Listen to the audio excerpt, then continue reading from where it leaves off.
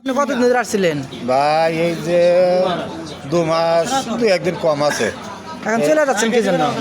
এইখানে তো কোনো কাজ নেই ভাই, এইখানে মনে করেন পাহাড়, আমাদের পাহাড়ের কাজ বলে নেইছে, সে জায়গায় মৃত্যু ছাড়া আর কিছু না। আচ্ছা ভাইয়া, আপনি লাউজ কতদিন ধরে আসছিলেন? আমি মোটামুটি লাওসে আসছি মোটামুটি 2 মাস হচ্ছে। 2 মাসের ভিতর কোম্পানির সাথে যুদ্ধ করছি। আমি ওনার বিরুদ্ধে মামলা করছি। আমি আমার দেশের বাড়ির থেকে আমরা 8টা ভাই 4 লক্ষ টাকা জরিমানা দিলাম, খাওয়া খরচে বিল দিলাম, প্লাস আমাদের টিকিট কাটলাম 46,000 টাকা করে কোম্পানির সাথে রাত্রে বেঁধে মারামারি করছি। করার পরে এখান থেকে বাংলাদেশ যাওয়ার জন্য এখন প্রস্তুতি, এখন এয়ারপোর্টে আসছি। ধন্যবাদ। আরও কিছু আপনি লাউজ আসছিলেন, লাউজ কি কাজকর্ম করলেন? কতদিন ধরে আসছিলেন? ফলের বাগানের কথা কই আনছে ভাই, কাজ তো 2 মাসে দিতেই পারে নাই। দিনের পর দিন না খাইয়া থাকতে থাকতে বিরক্ত হইয়া নিজের টাকাটা টিকিট কেটে এখন পাইতে যাইতে আসি ভাই। এরকম বিপদে যদি কেউ না পড়ে আপনাকে দোয়া আল্লাহর। আর দালাল ভাইকে উদ্দেশ্য বলি, এই কাজগুলি কইরা পোলাপান এই টাকা খাওয়াইয়েন না ভাই, দোয়া আল্লাহর আপনাকে। ধন্যবাদ। আচ্ছা ভাই, আপনি লাউজ আসছিলেন কতদিন ধরে? আমি ওই একই অবস্থা, ওই 2 মাস। আপনি কি কাজকর্ম করছেন? কাজ কাম মানে ওই ঠেঙ্গা সালে ঠেং বাজাই দিয়ে বসে রয়েছে, কাজ করবো কাজ দিলে না। ভাই আপনি সমস্যা কি? আপনি লাউজ আসছিলেন? আমরা জি ভাই, কাজকর্ম করছেন? জি না কোনো কাজ নাই ভাই।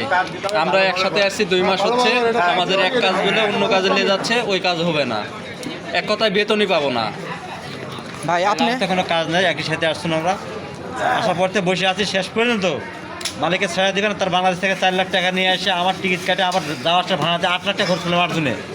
কোনো কাজ নেই, অযথা নিয়ে ধন্যবাদ। ভাইয়া লাউসে আসছিলেন কতদিন যাব? 2 মাস। তাতে কাজকর্ম কিরকম করছেন? একদিন বাদ দিনই ভাই, ঘুমাইছে শোয়েছি আর খাইছি। বাড়ি ফোন করে, খাইছিস? হ্যাঁ খাইছি, এখন কাজ নেই, ওই কাজ শেষ। কি খাইছেন? 1 পিস গোশ, তাও ভাই 5 কেজি আলু ভাই, 5 কেজি আলু, 1 পিস গোস, এটা দিয়ে আমাদের দিনে কয়েক তো, এক তো খেয়েছেন না 2 তো? তো। আচ্ছা ভাই, আপনি কিছু বলেন লাউজ সম্পর্কে। না ভাই অনেক আশালে আসছিলাম লাউসে, এখান থেকে যায় কিছু একটা করব। তো ভাই আসার পরে এখানের পরিস্থিতি দেখলাম, এই দালালেরা আমাদেরকে বলছিল যে রাবার বাগানের কাজ। এই রাবার বাগানে যায় ভাই কোনো কাজ নাই, এখানে শুধু পাহাড়, এক একটা পাহাড় 10 কিলো 20 কিলো। ঠিক আছে, এই পাহাড়ের উপর উঠাও যায় না, নামাও যায় না। ঠিক আছে, এই পাহাড়ে আসা ঠিক আছে।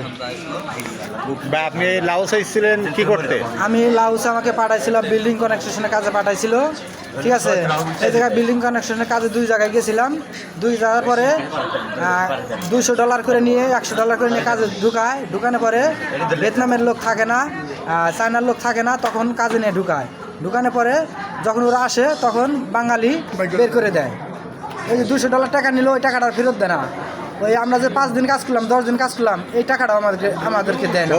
না খেয়ে না দে আমরা এই লাউস 1.5 মাস থাইকা দিনে শুধু এক বেলা খাইছি, তাও বিকেল 5টা 4টা করে খাইছি, 4টার সময় খাইছি। এখন ভাই আমরা সবাই যা বুঝলাম বা সবাই যা বললো বাংলাদেশি লোক, কেউ এই সাক্ষাৎকারের মাধ্যমে যা বোঝা যাচ্ছে, কেউ আর আপনি বিশেষ করে লাউস দেশে আসবেন না। যদি অন্য কোনো দেশে যান, এই দেশে কোনো কাজ নেই, এই দেশে কোনো কাজ নেই। অথবা বেশি হাও দালালেরা বলবে যে এই কাজ সেই কাজ, মনে হয় ওর মা তৈরি করতে গেছে কাজ, কিন্তু মূলত কোনো কাজ না। মনে হয় কি সে প্রধানমন্ত্রী এ কাজ দেবো সে কাজ দেবো, মূলত কোনো কাজ এইখানে নাই। অতএব যদি আসেন আপনি বিপদে পড়বেন। কোনো বাংলাদেশি ভাই, আমি বাংলাদেশ, তাই বাংলাদেশি ভাইকে আহ্বান জানাই, কোনো বাংলাদেশি ভাই যেন লাওসে কাজের উদ্দেশ্যে আসেন না।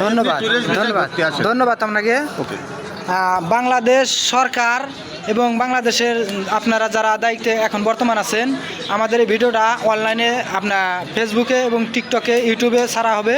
আপনারা এর একটা বিধি ব্যবস্থা করবেন। এই যে লাউজ যে লোক আনতেছে, আমিনুল একটা আর মিরাজ একটা, এরকম অনেক এজেন্সি আছে, পাপি এজেন্সি এগুলা, ঠিক আছে।